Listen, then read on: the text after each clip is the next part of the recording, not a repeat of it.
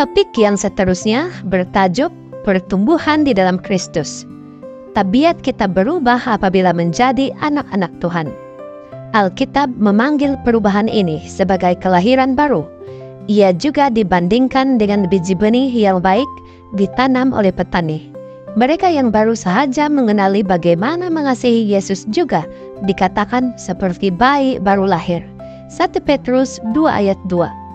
Mereka akan membesar menjadi lelaki dan perempuan di dalam Kristus Yesus, sama seperti biji benih yang baik ketika ditanam, tumbuh besar dan berbuah. Yesaya mengatakan bahwa anak-anak Tuhan akan menjadi seperti pokok yang ditanam oleh Tuhan sendiri.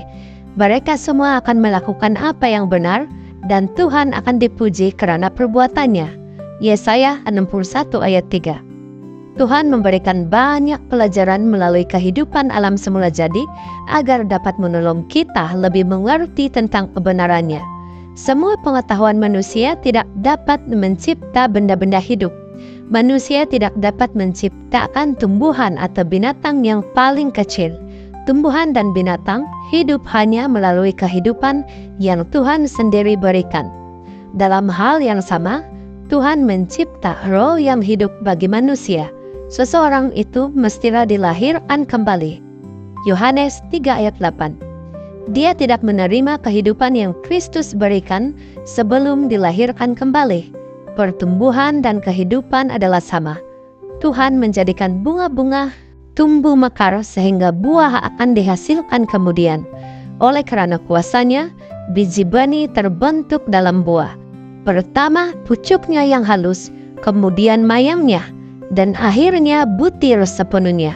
Markus 4 ayat 28.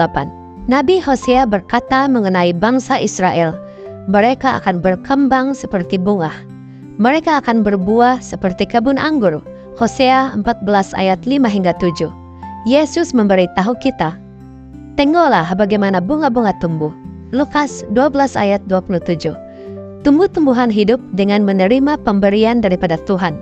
Tumbuh-tumbuhan tidak berjaga-jaga, bersusah payah, atau bekerja. Seorang anak tidak membesar dan tinggi dengan kuasa sendiri atau dengan bimbang. Kita juga tidak bertumbuh secara rohani dengan kebimbangan dan bekerja. Tumbuhan dan bayi bertumbuh dengan menerima apa yang diperlukan, yaitu udara, cahaya matahari, dan makanan. Sebagai hadiah, alam datang kepada tumbuhan dan haiwan. Begitu juga Kristus datang kepada mereka yang percaya teguh dengannya. Yesus dibandingkan dengan berkat-berkat alam semula jadi. Dia ialah cahaya kemuliaan.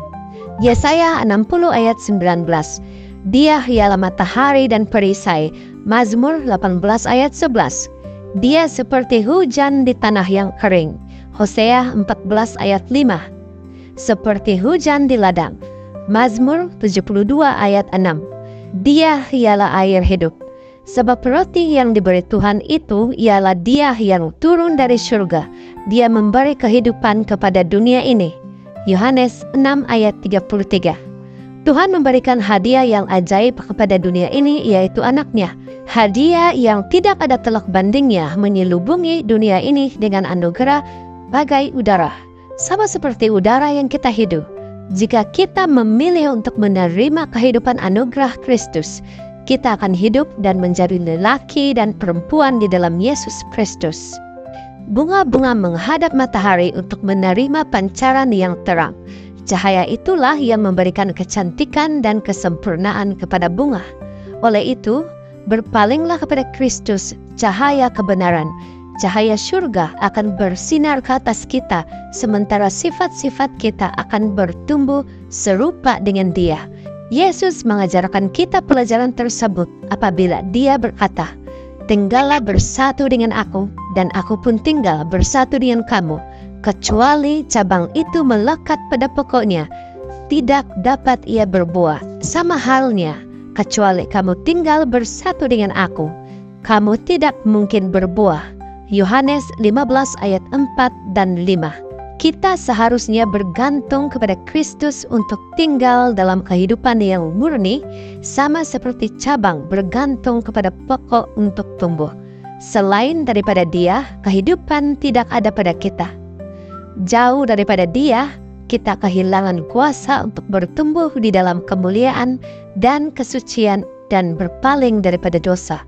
Kita akan bertumbuh dan berbuah apabila kita tinggal di dalam Dia. Kita sama seperti pohon kayu yang tumbuh di pinggir sungai. Ramai orang yang mempunyai idea bahwa sebahagian pekerjaan mestilah dilakukan bersendirian. Mereka yakin bahwa Kristus mengampuni dosa-dosa mereka. Kemudian mereka coba pula hidup benar dengan kekuatan sendiri. Sudah pasti mereka gagal. Yesus berkata, "Kamu tidak dapat berbuat sesuatu tanpa aku." Pertumbuhan kita di dalam kurnia, kesukaan kita, dan kegunaan kita, semuanya bergantung kepada cara hidup kita di dalam Kristus. Kita tumbuh di dalam kasih kurnia dengan hidup bersama Dia setiap hari, saat demi saat. Dia menciptakan kepercayaan kita dan menjadikan kita sempurna. Kristus mestilah yang pertama, terakhir, dan senantiasa. Dia bersama kita sejak mula kehidupan kita, sampai kepada yang terakhir, malahan Ia bersama kita setiap langkah perjalanan. Daud berkata, "Aku sentiasa sedar akan hadirat Tuhan. Dia berdampingan dengan aku, tiada apapun yang dapat menggoncang aku."